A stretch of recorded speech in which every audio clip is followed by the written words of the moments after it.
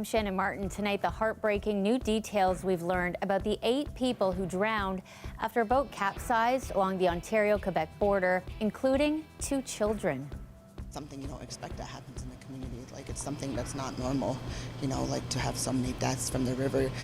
6 adults and 2 children, all believed to have died while attempting to cross into the U.S. illegally. Officials believe they make up 2 families from India and Romania.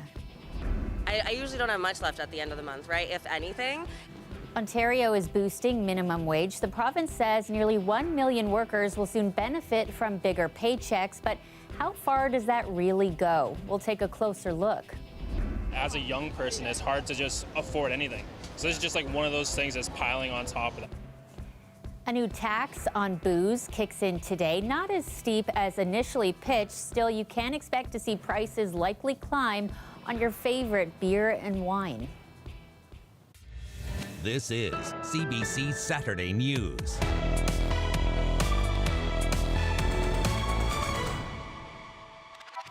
Hello, thanks for joining us. We start with the latest in that ongoing search along the St. Lawrence River. 8 bodies have been pulled from the water over the past couple of days. Officials believe they make up 2 families from India and Romania. Among the dead are 2 children, just 1 and 2 years old. They were found near the Akwesasne Mohawk territory, a popular but risky gateway leading from Ontario and Quebec into New York State. Katie Nicholson is there speaking with a community in shock. As the search in and around the St. Lawrence River continued into its 3rd day, the people of Akwesasne pulled together.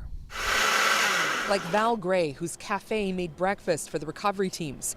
She says the community is haunted by the tragedy. I find it's very emotional because it's, like it's something you don't expect that happens in the community. Like, it's something that's not normal, like to have so many deaths from the river. The children, like, that's the hardest part because I have children. I'm sorry. So far, police confirm 8 people from 2 families were pulled from the river. 4 members of a family who are Indian nationals, including a man in his 50s and a woman and man in their 20s. An Indian police source says they are from Gujarat, the same state in India as the family who died trying to cross the Manitoba-U.S. border in 2022. The others, Romanian nationals who had an infant and a toddler with Canadian passports. Teams continue to search for Casey Oakes, whose capsized boat was found near the recovered bodies. A community member, he is considered a person of interest in the investigation. These shores have a long history of smuggling dating back to the Prohibition, says Alex Burns, who lives along the riverbank. Akwesasne's geography, network of islands and tributaries, and position along the zigzagging border make it ideal for crossings and hard for Border Patrol to track. You can't see at night. I go around here when you're driving in the rain. It's pitch black down here. They call this the jungle. It's a snide area because it gets so freaking dark here. Today, a darkness hangs over the community, and people here say they feel the weight of this tragedy, and that is why they're trying to help one another in any way they can to heal. Katie Nicholson, CBC News, Akwesasne. Meantime, in Oshawa, family and friends of a woman killed in a stabbing came together today in her honor. 26-year-old Katie Caines was one of 2 women stabbed in Oshawa on March 12th. A fundraiser is taking place today at a local clothing store to help Caines' family. They want to place a bench in her honor at her favorite park. Meantime, Durham police are still searching for the suspect, Adam Odette. He's wanted for 2nd-degree murder and attempted murder. Toronto police have arrested a man wanted in a suspected hate-motivated assault at a Scarborough subway station.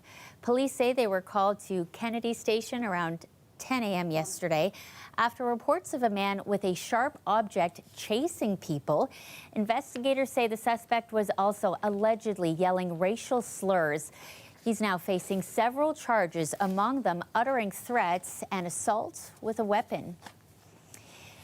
In other news tonight, Ontario is boosting minimum wage. The province says the move will benefit nearly 1 million workers when it kicks into effect. But as Greg Ross shows us, it is great news for those living at the low end of the pay scale. But some economists say it could have an impact on employment rates, at least in the short term. Lubaba Gemma is a recent graduate from the University of Toronto. She's still trying to build a career in her field of health policy and psychology. A lot of opportunities for new grads right now look like 2 to 3 month contracts, maybe 6-month contracts if you're lucky. In the meantime, she's getting by working a retail job at the Eaton Centre for minimum wage. She says she makes about $2,000 a month, nearly half of which goes to paying rent. In addition to that, she has student loans, food, and transportation costs. I usually don't have much left at the end of the month, right? If anything. She says minimum wage increasing from $15.50 an hour to $16.55 will help, but it's still going to be a struggle. It's not going to change the quality of my life, right? I live in a huge metropolitan city, and the cost of living is only going up constantly. We look at actual expenses that a worker would have to cover where they live. Craig Pickthorne is a spokesperson for the Ontario Living Wage Network. He says while increasing minimum wage is a step in the right direction, $16.55 an hour in Toronto is nowhere near a living wage. So in Toronto, that happens to be $23.15, quite a ways away from even after the increase in October to $16.55. For many employers, it means shelling out an additional 6.8% an hour.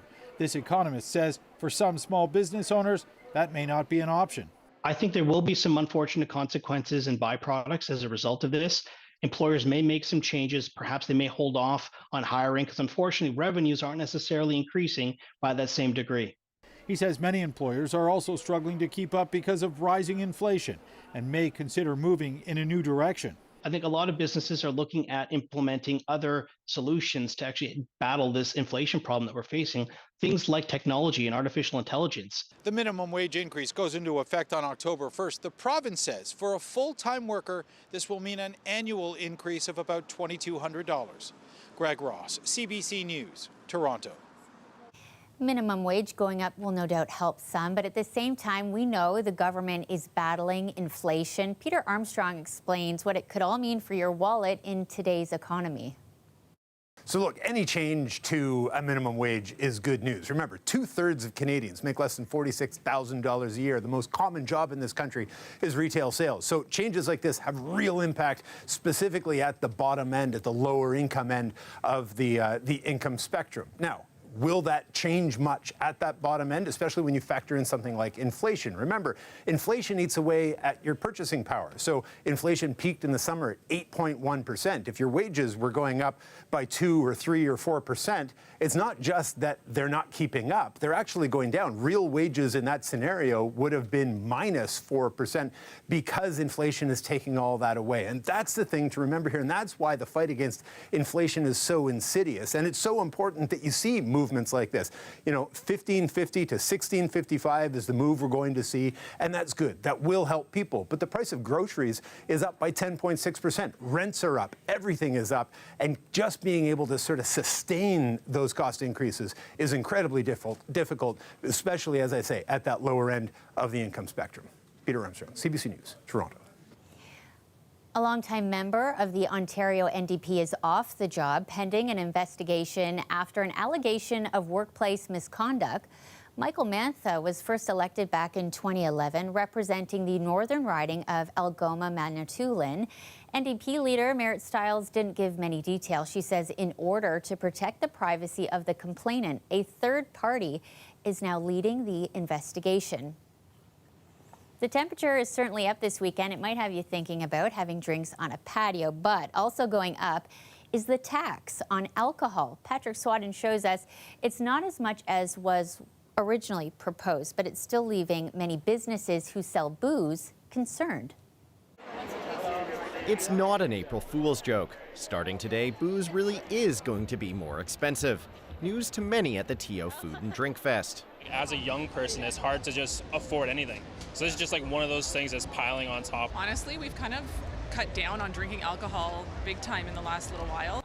Today's increase in alcohol tax was initially going to be tied to inflation at over 6%. But after much opposition, the federal government lowered that rate. We were pleasantly surprised to see that there was that cap for 1 year to 2%. The tax is levied on alcohol producers annually no matter what, something they could stomach when inflation was a modest 1 or 2%. We would like to see it taken away from being indexed to inflation. So something that doesn't change year to year, but just changes based on how much you're growing.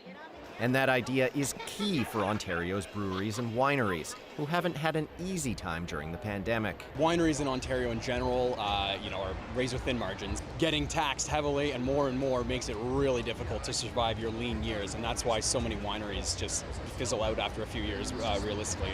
Lowry says wineries pay multiple taxes in Ontario.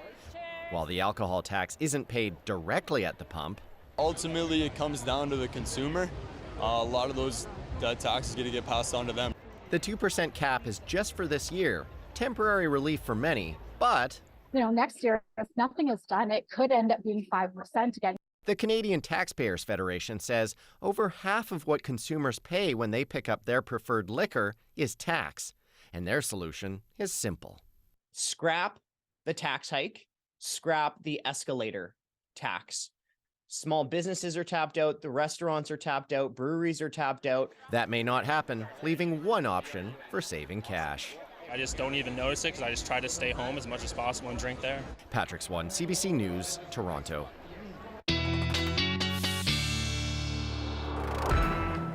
Anwar Nard is here. Is it too early to be thinking about patio season? It kind of felt like that earlier today for a little brief window.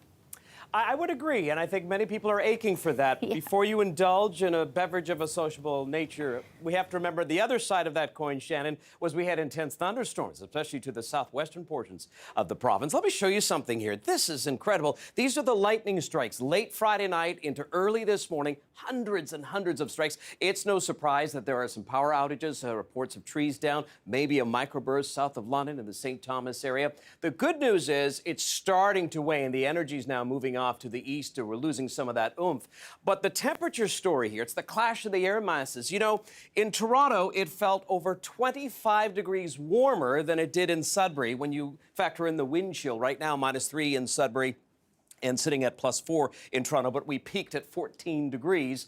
The good news is tomorrow will be dry, but it's going to be cold. Look at the wake-up wind chills across the board here. This is more of a December feel, so maybe we're talking hot toddies at this point. When we have a wind chill of -20 in Bancroft, around -13 is what it'll feel like in Pearson in the Toronto area, and -9 in Windsor. Again, the wind chills. We will flip the other way. A big warm-up to come. We'll have all those details and also highlight where the flood warnings are in play coming up in a minute. Shannon, we'll send it back to you. Okay, thanks, Anwar.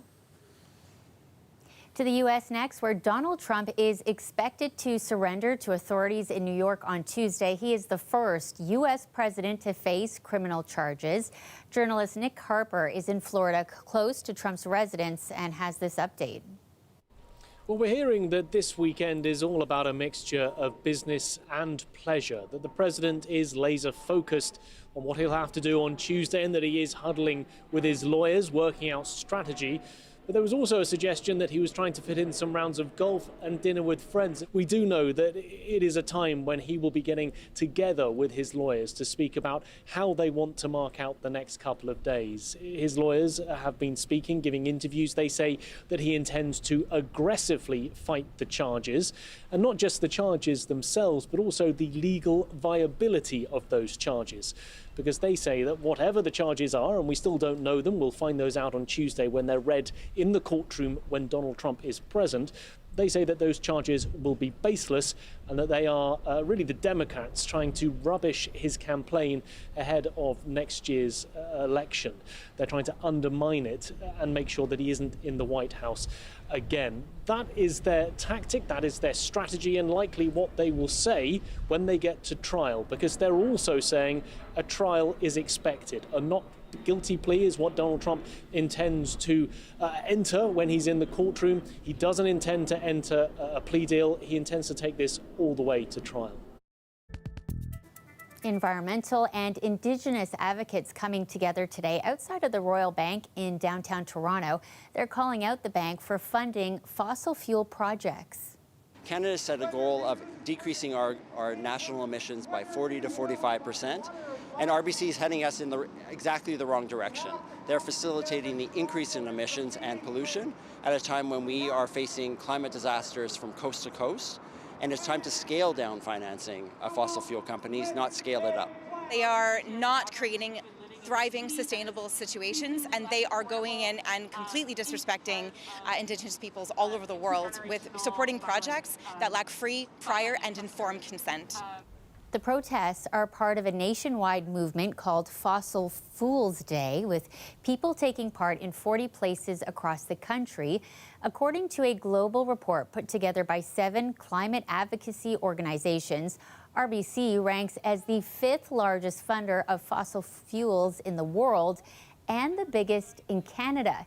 In a statement, RBC tells CBC, "We are committed to achieving net zero in our lending by 2050 and have established interim emissions reduction targets that will help us drive action and measure progress." Well, a Toronto mom is calling out a chocolate company after she says her kid opened a Kinder Egg and found what she calls a culturally inappropriate toy. As Kirstana Sassy-Theron shows us, the company is apologizing but hasn't pulled the toy. When Teresa Miller's 6-year-old daughter opened her Kinder Egg, she found a toy resembling what Miller says is an Inuk inside an igloo. It's just disrespectful and unnecessary.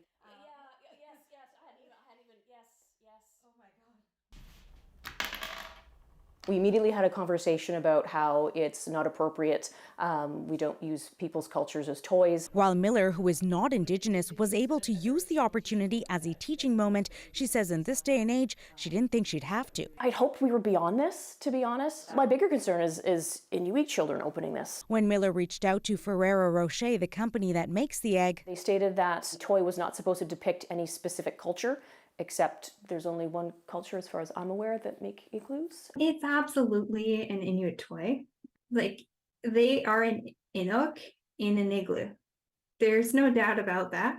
Ipili says the toy is offensive and the company missed the mark. We're living and breathing people. You know, we're involved in modern times and we're not all living in igloos. And sometimes people can get caught up in seeing imagery like this and start to believe that Inuit are prehistoric. In a statement to CBC News, Ferrero Rocher says, "We're sorry that this toy caused offense. It is part of a general toy collection that is available globally and is not designed to portray any specific culture. We will take this consumer's feedback into account as we design future toys." For Ipili, she wishes the company went back and redesigned the toy. This could have been a place for children to actually learn about Inuit in Canada, like our traditional food, our traditional games, our traditional art. Miller says she's not sure she'll be purchasing the egg again. She feels consultation is needed. I think there's an opportunity here as well for a bigger company to learn, but also if you think making toys with a different cultural feel to them is something that you think is a business opportunity,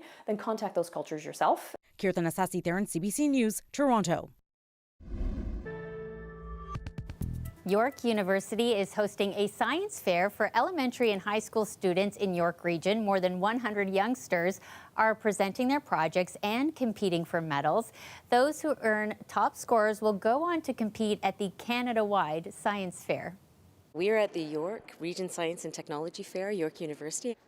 The range of projects this year are very, very diverse. So we ask for projects in 8 different challenges. So we talk about everything from agricultural, fisheries and foods to digital technology, energy, environment.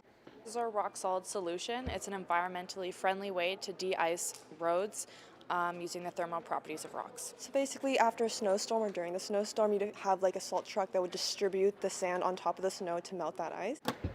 I made a hydrogen power wall. Solar panels go out like it's not nighttime or windmills aren't working because it's not windy.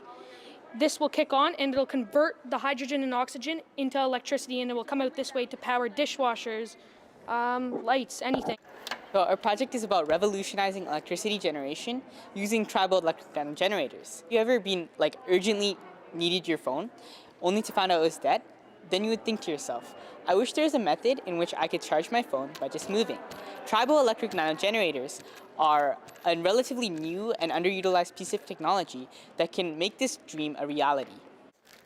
As a scientist and a woman of color, I have to say that knowing that York Region is such a diverse place and being able to encourage diverse children and youth to think about science and think about a career in science, it's really important to not just support but show them representations of scientists who are women and who are from diverse backgrounds.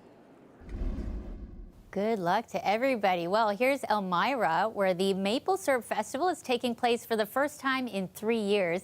This is the 59th year of celebrations. More than 2,000 volunteers are taking part, and tens of thousands of people are expected to attend.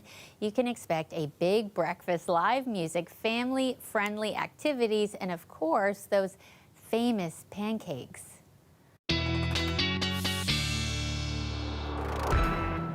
Anwar, that was the place to be today. Oh my gosh, I want pancakes now.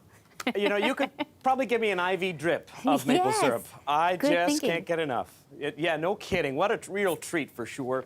And it looks like, you know, it's that temperature fluctuations, what they rely on, right? -5 at night, 5 above during the day. It is going to be stable now, so the season's coming to an end. We're watching this very impressive system, Shannon, that has, you know, this was the same one that set up the devastating tornadic activity in the U.S. Lots of energy. It's stretching from Ontario, the U.S. Northeast, all the way through to the Maritimes with some varied elements, whether it be snow, whether it be rain, strong winds, and thunderstorms. The good news is the thunderstorms really starting to wane out here. This is not nearly as intense. The warnings have dropped. Some areas will transition to some flurries for tonight because of that cold air that's moving in. But with whatever moisture is left, especially for the southwest, 10, maybe up to 30 additional millimeters. This is on top of the over 2 inches they got yesterday, 60 plus millimeters. So as a result, we do have flood warnings. This is for the Grand River watershed. This story will continue over the next few days, but you can see some of the warnings. So a lot of local officials are watching this accordingly. And of course, a good time, Mom and Dad, to remind, not just here, but across the region, stay away from rivers and streams. They are fast flowing and potentially very dangerous. A dry day for tomorrow, that's the good news, but certainly, I don't want to say just cool. It's going to be cold, you know, just above the freezing mark, feeling probably -1 with the wind chill. But the good stuff for the 7-day forecast, 14 on Monday, watching another significant system for Tuesday and Wednesday. This could be the first 20-degree day of the season across the province, likely in Windsor, not Toronto, but also it'll bring some rain and maybe thunderstorms. We're watching the track on that. And then it starts to drop back down. But we'll see what the seasonal trend comes in the weeks to come. Shannon, back to you. Whoa, whoa, whoa, a mixed bag. Thanks so much, Anwar. You bet. That's our show for you tonight. Thanks for watching. Before we go, we want to take you to Nathan Phillips Square for what has become an annual tradition, Pillow Fight Day. Yes, people got together to let out their inner pillow warrior. Good for some frustration and stress busting. We'll see you tomorrow.